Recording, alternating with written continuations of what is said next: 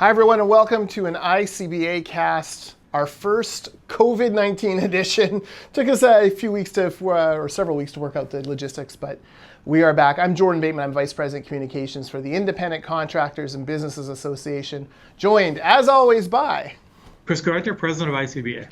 All right, Chris and I just did an interview on the Merit Canada Facebook page. We'll share it to the ICBA Facebook page, kind of talking about BC construction during the COVID-19 crisis, how quickly it pivoted. So if you're interested in that kind of stuff, definitely check out that video. But Chris, you and I are political people, political junkies. We've worked around politics for a long time. We had 10 weeks of pretty quiet politics in British Columbia, but it's back, baby. The NDP are back making decisions based on ideology, and it's not great. Why don't we talk about the latest contract on the Highway 1 expansion east of Kamloops. Turns out another PLA union monopoly cost overrun, this time $61.1 million being added to the budget of a $200 million project. And they're cutting out part of the scope of that project to even get it down to that level of being over budget. This all comes back, of course, to cutting out 85% of construction workers. Yes. So let's, if you look at how we got to where we are, there's 250,000 men and women who work in construction in British Columbia. 15% are represented by the building trades unions. The other 85% are open shop, which means they are either non-union or they have an employee association or they're represented by a progressive union. The NDP government's community benefit agreement framework basically says that if you're going to work on a publicly tendered contract, you are going to have to your workers, if you're a contractor, are going to have to be certified by a building trades union. And so if you're not, then you're effectively frozen out. So the government's effectively freezing out 85% of the workforce. It's not fair, it's not open, it's not transparent. And so the tendering process is being skewed. And effectively work is being directed to 15% of the construction workforce, so that taxpayers aren't going to get value for that.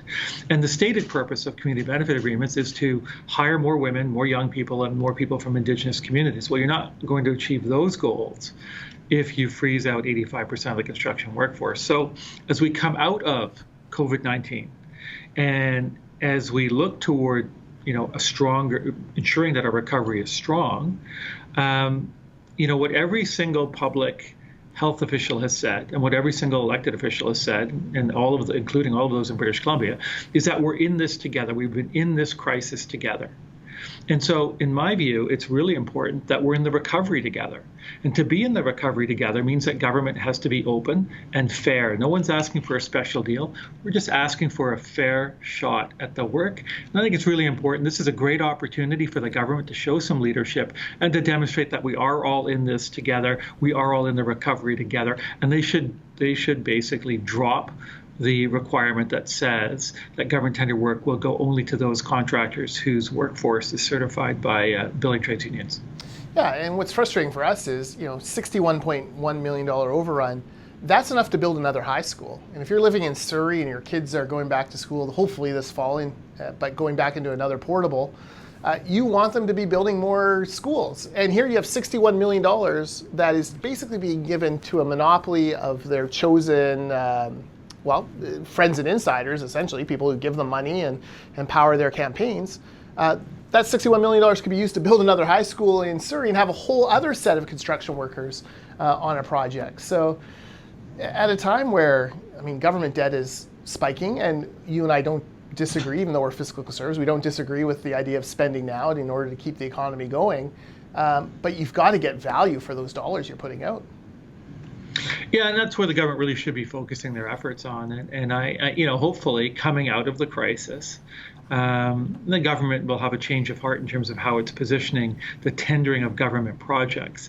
It is really important to get the recovery right and to ensure that the stimulus funding that governments are going to spend, and some of the stimulus spending will be money that's leveraged from federal contributions, and so that money should be available when projects are tendered to every single British Columbian construction contractors, no matter how their labor force is organized, and given the commitment to train more workers, whether they're women, young people, people from Indigenous communities, should have a fair shot at that work. And I think that's what taxpayers would expect is a reasonable thing as we go forward and try and build so that we come out of this recovery stronger than when we went into it.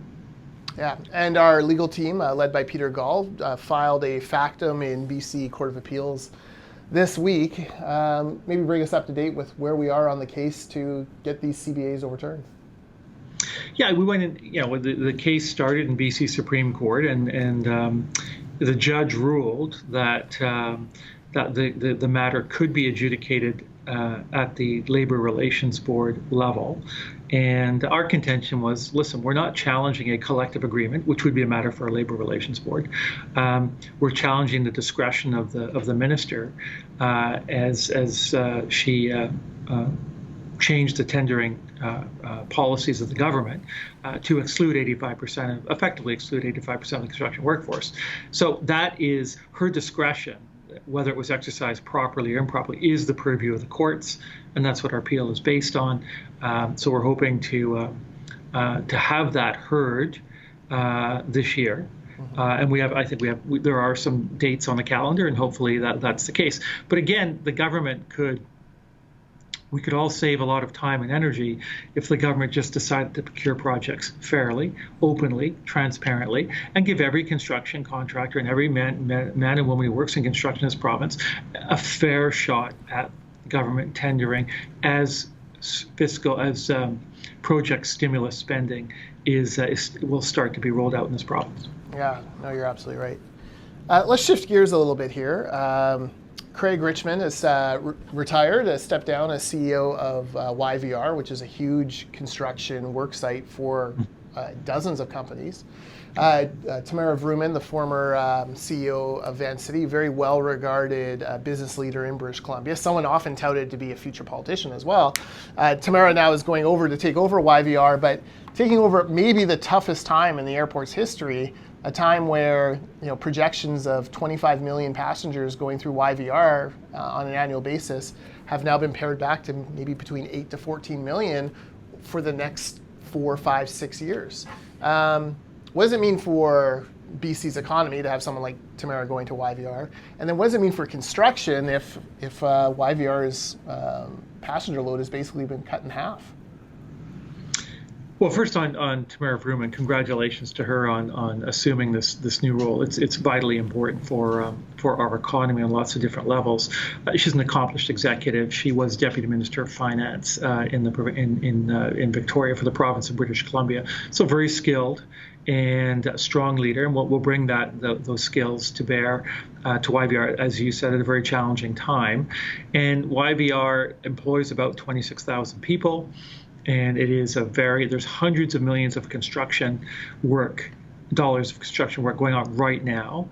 So it is a center of economic activity, and the traffic, the cargo traffic that goes through through the airport, and the passenger traffic is a very important driver for our economic prosperity. So the fact that right now YVR has suspended construction at the airport, they obviously are not. They're getting very little revenue from passenger improvement fees. They're getting very little revenue that airlines would pay to use the airport. So their model is impaired quite significantly. What we've said in our representations to both the province and the federal government, as they start thinking about federal stimulus programs, federal and provincial stimulus programs, and they start thinking about quote unquote shovel-ready projects, YVR is a natural place to look first, where both the province and the federal government can find projects that have been vetted, have been approved, and those stimulus dollars can be put to work right away, very fast. And that's certainly one of the first places I think the province and the federal government should be looking to put those infrastructure stimulus dollars. Chris, when's the next time you think you're going to be on a plane? Oh, that's a good question. I mean, I think part of this is going to will be determined by the decisions that public health officials make across Canada and across the United States and other countries around the world. the borders are closed, so effectively no one's traveling to the United States to visit family and friends, to go to a sporting event, to take a vacation. So those are all off the table. Travel within Canada is under some fairly significant restrictions. So I think it's going to be a while before people start flying again. I have purchased a cloth mask, and so I'm ready. Whether I'm going to have to use that to get a haircut, which I desperately want, or go shopping or get on a plane, I'm ready to do my part to ensure that we're all being protected and limiting the spread of COVID-19. Have you checked with Marriott? Are our Bonvoy points safe? No, I'm just kidding. Well, you know what? That's it's going to be an interesting question. I don't think I'm going to get my next level up this year, but that's okay. That's all right. That's right. Let's on the episode of the Canadian Conversations we did for Merit Canada, we talked a little bit about where the business is headed in BC, and you mentioned that 2019 you see as kind of the high watermark for quite a while for construction business. 2020 starting a downfall, 2021 being even worse, and then maybe starting to climb our way back out of the hole in 2022. How do we expedite that climb out? And you're talking to members all the time. Like, is there a book of business for next year? What are tenders looking like? What's the situation on the ground? So I think there's a couple of things that are going to be really important. And the first, we've talked a little bit about the infrastructure stimulus spending. Shovel ready back in 2008, 2009 didn't really mean shovel ready in many cases.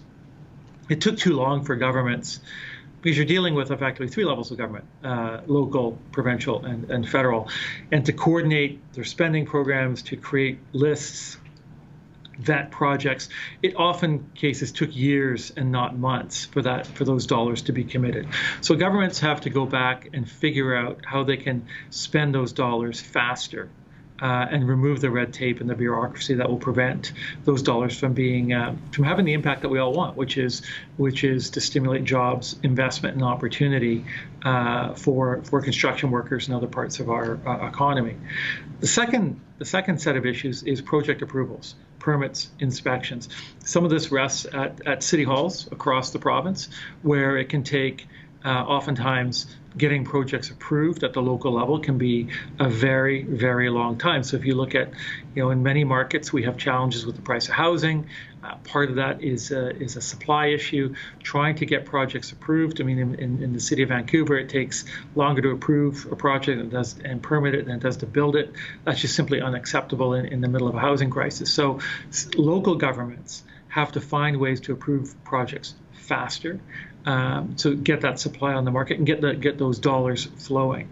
At the provincial and federal levels, the bureaucracy and red tape and complexity and confusion that flows from cumbersome bureaucracy and red tape is a challenge for investors. And so that's another area where governments can be bold, move quickly and expeditiously to make sure that project reviews happen on a timely basis. We are coming out of a crisis, the deepest one in nearly 100 years.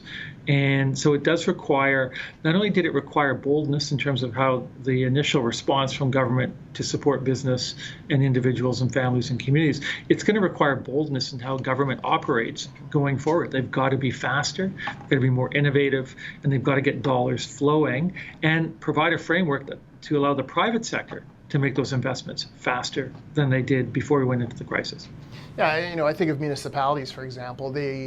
Their infrastructure programs rely on development cost charges, but there are no development cost charges if there's no development. So these mayors and council need to be doing whatever they can to attract development to come into their community so they have the money to spend. And then you look at things like, restaurants, for example, and the red tape for them just to reopen. Okay, well, we understand you want to have safety issues, and in construction we understand that better than most, but it's little things like, why not let them spread out onto public spaces and open up larger patios in order to, kind of buffer the shock they're going to feel from only being able to use 30% of their capacity. Like, there are options here. The question is, what municipalities are going to be nimble enough to create the environment for business to come back? That's right, yeah, and that's something that, again, there has to be a sense of urgency at all levels of government, and they have to think outside the box. And they've just got to be much more creative in how they approach these challenges, because we have, if you think of what the real story is in the millions of people who've lost their jobs, the story is this: those are private sector job losses. And that's something to think about, because for the most part, for those workers who are working for government or government-related entities, their paychecks are still flowing, their pensions are still funded. For those millions of Canadians in the private sector who've been laid off, they don't have paychecks, they don't have pensions, and they have no idea when they'll be going back to work. And so, governments need to understand that there's an obligation here that they have for a whole group of small business people, entrepreneurs, people who've taken risk, made investments, people whose family savings are tied up in their businesses. The governments have to find a way to get everything working again. And so I worry that there's an unequal series of hardship and disruption that is being placed on the private sector, and that sometimes decision makers may not fully appreciate the extent of the damage that's being done in the real economy, because so many of them are outside of that reality.